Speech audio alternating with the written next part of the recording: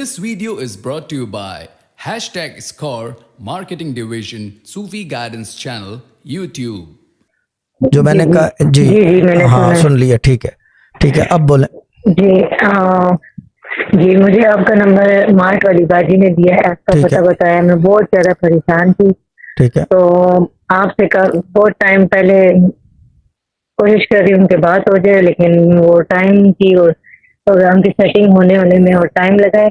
तो ठीक है फिर उन्होंने मुझे आपका वो मनी वाला उन्होंने मुझे बताया, तो मैंने 2 बार आजमा लिए और अल्हम्दुलिल्लाह 2 बार ही सही बिल्कुल ठीक। मेरे पैसे किसी ने देने थे तो वो भी मसला था, तो वो मैं बहुत ज्यादा खुश थी और मैं और एक्साइटेड हो गई। मैंने कहा कि मैं आपसे कब बात करूंगी। ठीक है बहुत अच्छी बात है। तो एक्साइटेड हो गए तो एक्साइटेड जी बोले।